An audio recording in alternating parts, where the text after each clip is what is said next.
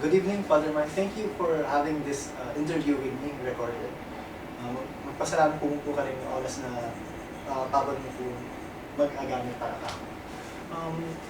The interview tonight, as you know, is about the financial system of the church. I know that you have been a priest for 21 years, am I correct? Much lower, 19 years, Okay. going 20. How long in those number of years have you been managing the finances of the church, whether as a priest or not? For the first few years in the ministry, I was assigned as parochial vicar, meaning assistant parish priest. And as assistant parish priest, you do not manage yet the financial system of the parish. Rather, you just assist the parish priest in the liturgical and ministerial work. But after a year and a half, I was assigned as parish priest.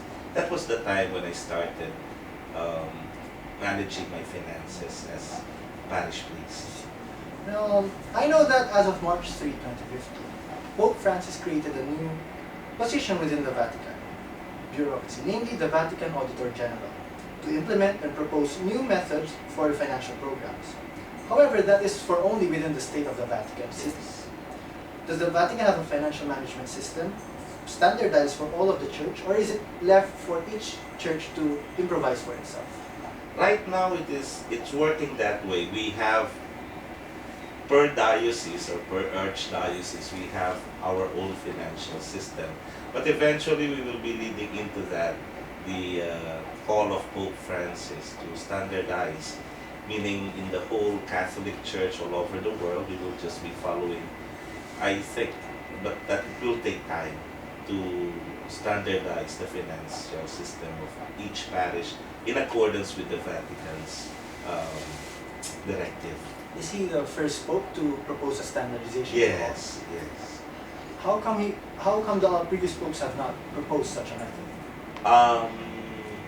Well, basically because each diocese is independent from one another. And if you will look at the Vatican, it's just one diocese, and that is the Diocese of Rome, the Diocese of the Vatican.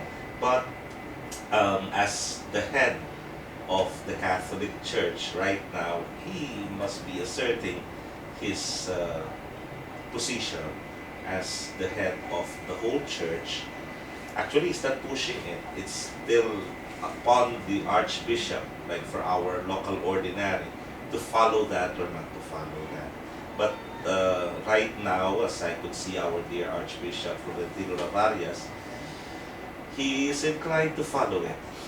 But it will take time. I see that each church is left to their own discrepancy. Yes, yes. Now, how crucial is it to have a standard, according to how it is proposed by Pope Francis? Well, it will create transparency for the people, at the same time accountability. Because what we have, we are just shepherds. And so we do not own them. And so it's the money of the church, it's the money of the people, and we have to bring it back to them in terms of services also. Speaking of the money belong to the church as a whole, are there instances where abuse and corruption have occurred? Yes. The church is both human and divine.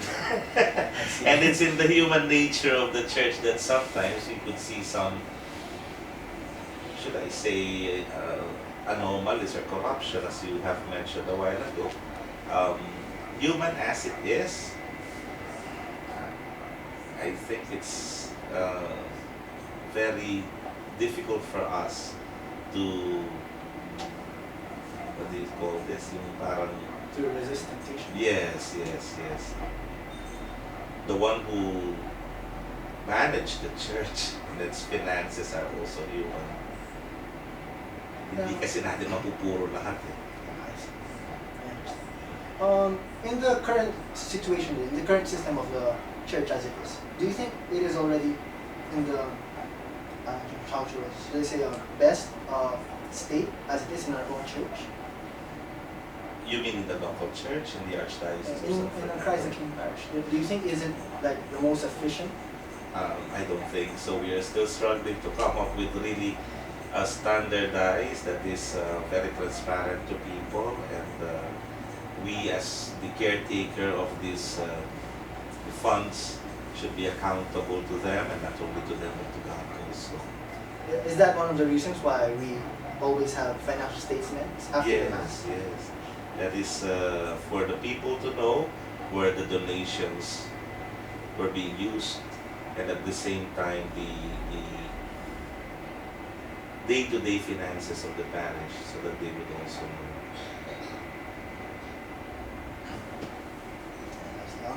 I know to my knowledge that the church relies mostly on donations, as you have said. Am I wrong to say that donations are the sole income of the church? Yes, we rely solely on the generosity of people. But there are other income generating institutions of the church. Like, for example, after being parish priest for 10 years, I handled a school, an institution, and that is an income generating for the Archdiocese. It's both an apostolate. You're doing the ministry, you're doing education for young people, catechizing them, but at the same time, it's inevitable that you'll have profit from it. In Christ the King Parish, I know I've seen through and I've heard through your financial statements that income of our church is not that well as so far. Do you think it will be, with the generosity of the people, it could be more than it is now? If we will really implement the 10%, I think it will be more. We will have enough for the sustenance of the parish, sustenance of the priest, the staff also of the parish. They will be provided for the funds that we will be getting if we will really implement 10%. But we are far away from that. So we really rely on the generosity of people. So is it safe to assume that the income coming from the donations of the people to masses is not enough to cover the expenses? It's enough to cover the expenses, but right now we have a construction that sometimes the construction fund is not enough to sustain the continuous renovation and yes, the construction of the church. And sometimes we get some funds from the operational funds. I see. That is why there are times where the construction has to pause for quite a while. Yes. And I made it a point in the policy that all funds that are surplus from the parish fund, the church fund, will be given to the construction fund. In the parish, we have three funds kasi. The construction fund, that is one. And then we have the church fund, that is the donations from masses, from baptism, from the sacraments. And we have the PPC fund.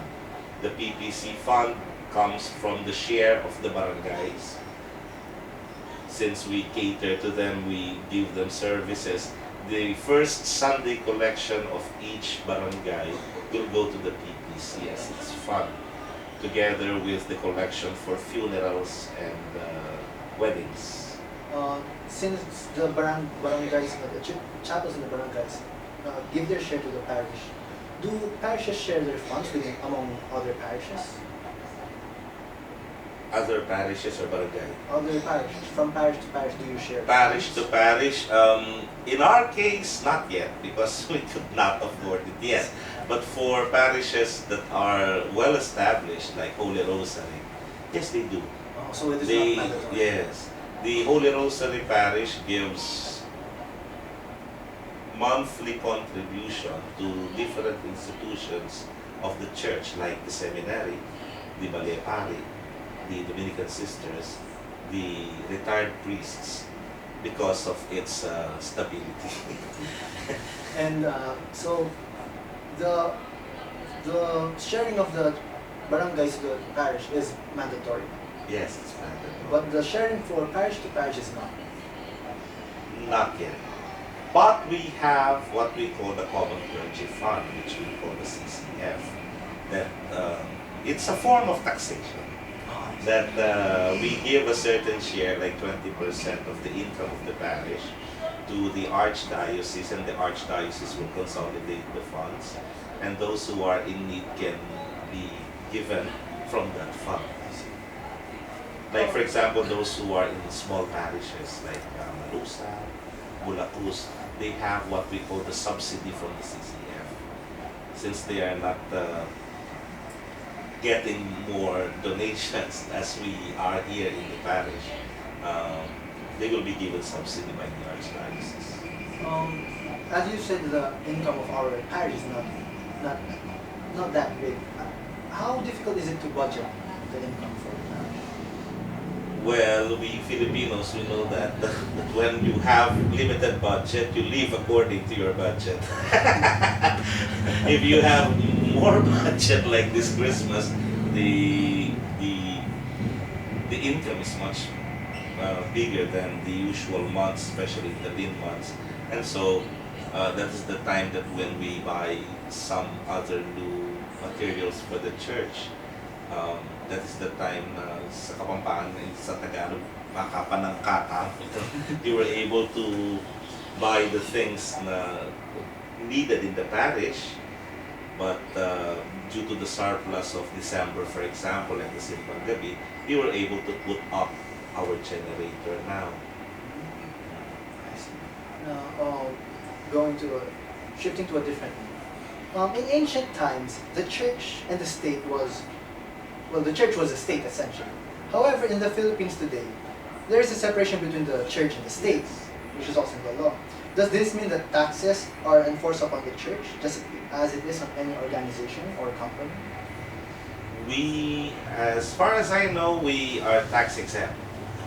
So we do not pay taxes to the Philippine government as far as the donations are concerned.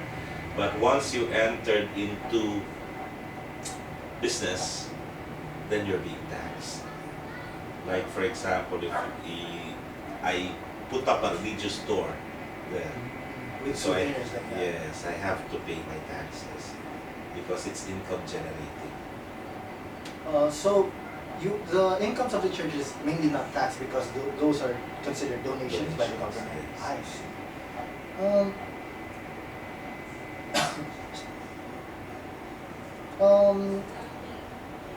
Is the only instance where you are taxed is only for when you are selling souvenirs?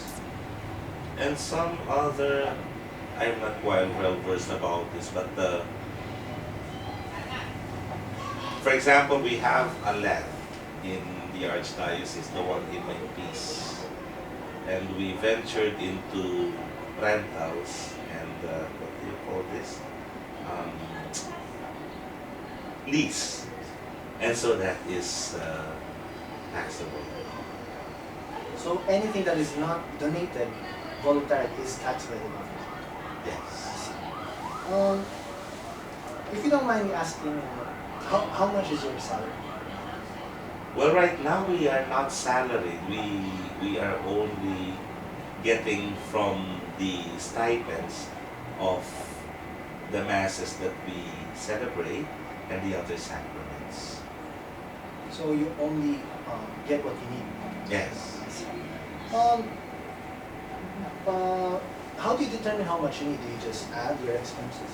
Whenever I have expenses, I'll just get from the church fund. Since you are the shepherd. Yes, yes. Um, from where is this? From where are your expenses mostly procured? Are they from the donations in the church or from other funds? Donations go straight to the construction fund.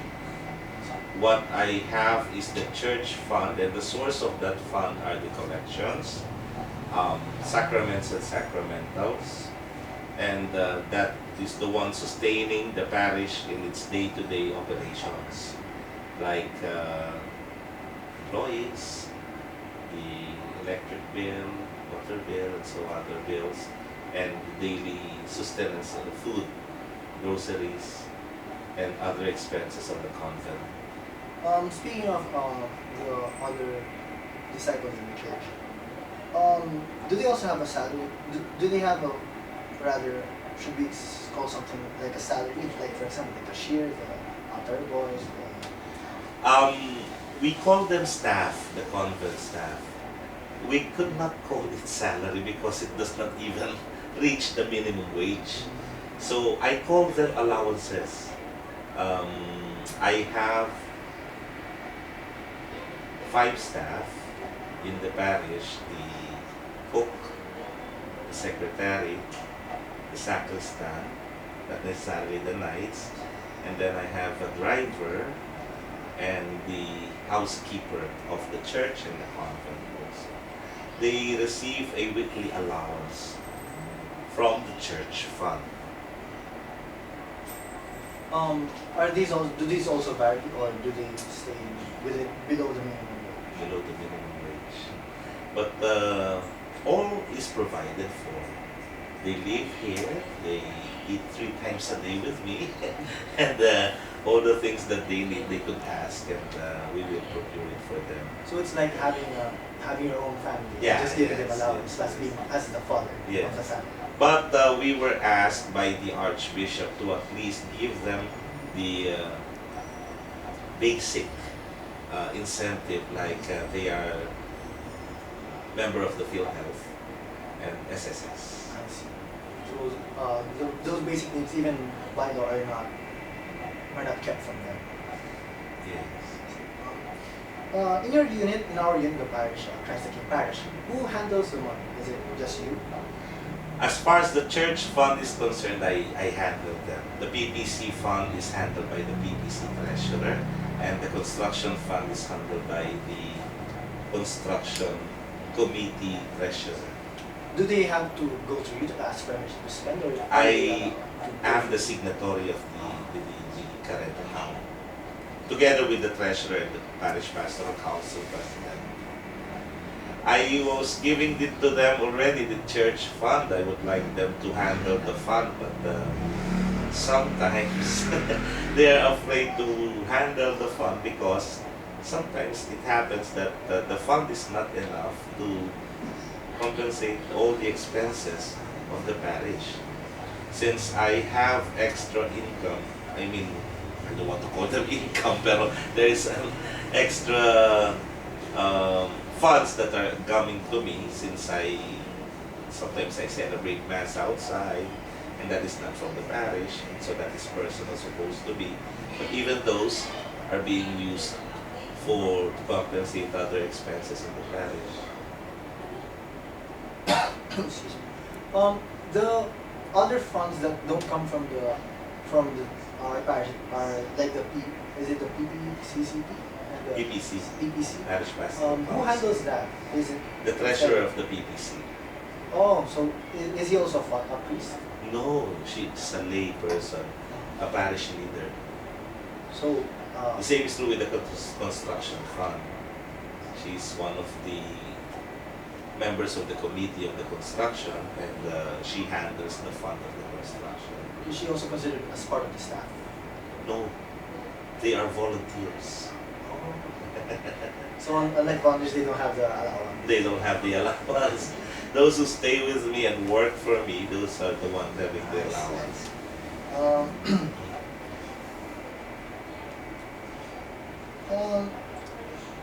Could you state for the sake of the interview, what are the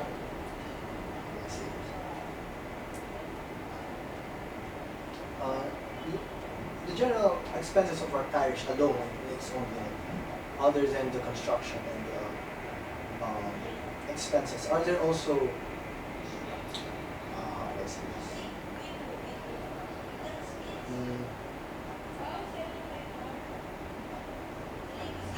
I'm sorry, I lost my thought. I lost my chain of thought. I'll rephrase it. Are there expenses that arise only in some units?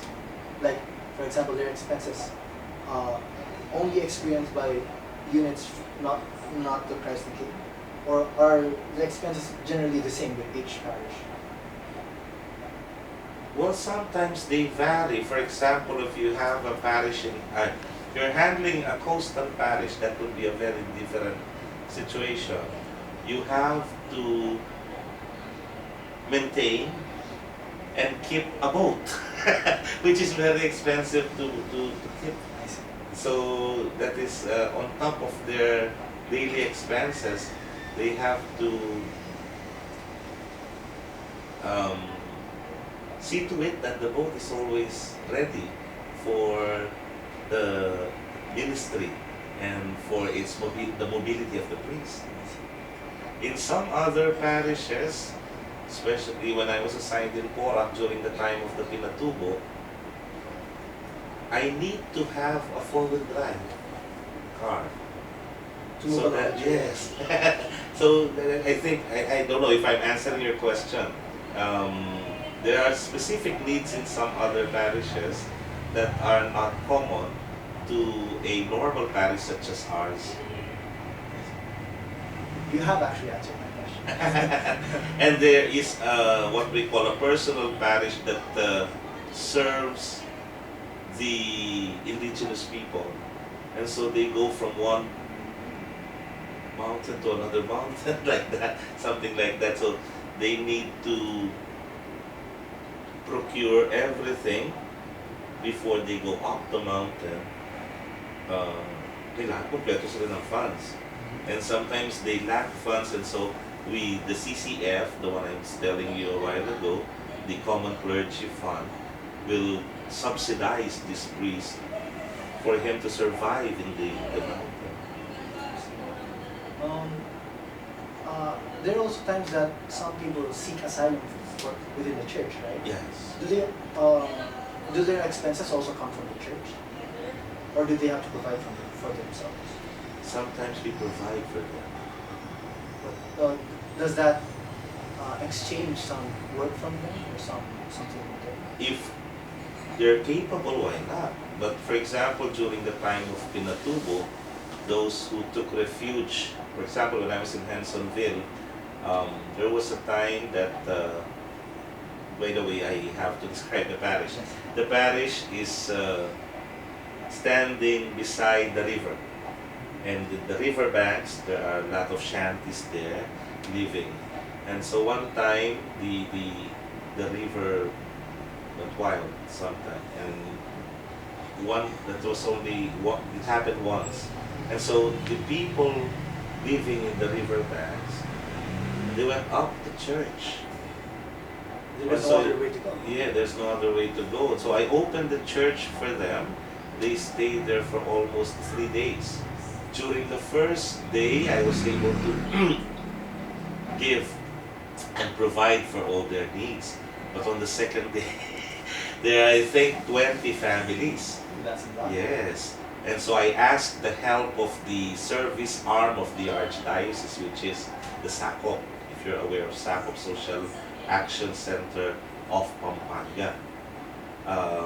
They assisted us by giving us some relief goods and used clothes and everything that these people need before they went back to their place. You mentioned SACOP. Is SACOP like an emergency service for the church?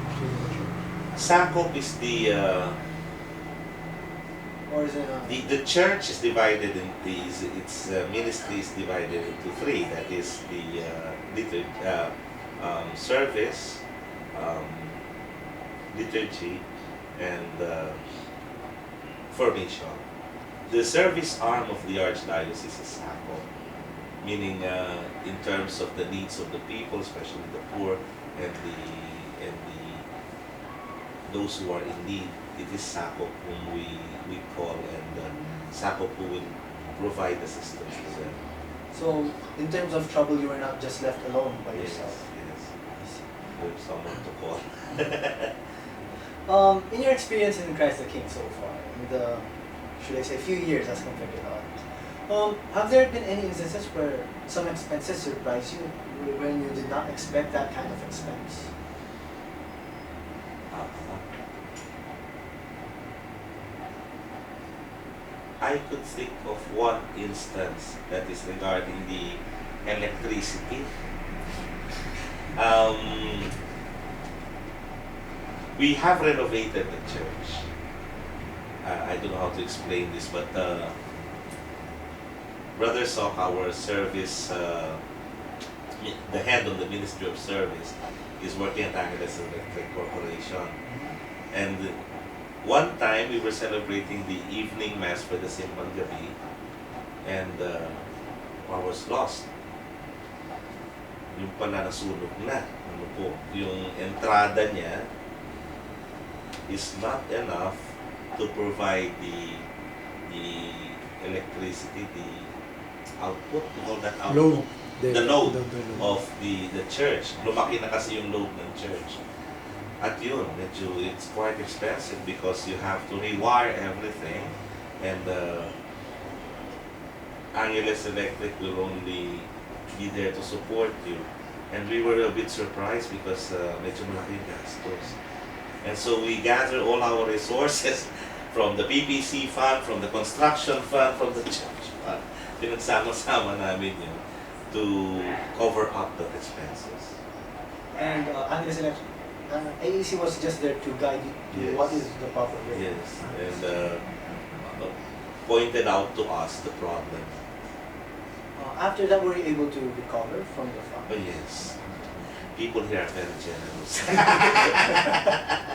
Once you tell them that you have a problem, they will be there to support you. I mean, we only have one priest, so kung kami magdadamot pa sa kanya, sino pa magiging magana sa amin? Before we end, I have a couple more questions. Do you have an opinion regarding the status of the church financially? Right now, the church in general or the archdiocese, the local church? The local church. As far as the local church is concerned, before we could stand on our own because there are a lot of what we call the mitra. The mitra is the mitre of the archbishop, meaning to say they are land owned by the archdiocese. And formerly, we have what we call the kasamak. So we're earning from those lands. But after the agrarian reform implementation, the lands of the Catholic Church here in Pampanga were given to the tenants. And so the income of the archdiocese was lessened, naturally. But so it affected it so much that now we can no longer rely on the agricultural land of the church because they were given to tenants already, but we have to rely on our own efforts, that each parish should give its share to support the archdiocese. And now we are venturing to other businesses like what I have mentioned to you a while ago, the lease of the land and some rentals from we have entered into rentals also from different companies and multinational companies. Were those how much in our parish? Do you have any idea how much land was lost due to the agrarian reform? I have no idea, but what they were telling us, because I was a young priest then, they were telling us a big portion of the land of the church was given already to tenants. And those tenants before were paying, were they paying monthly rent? I don't know how do they call it. I'm not quite familiar with the agriculture setup, but something like percentage was given to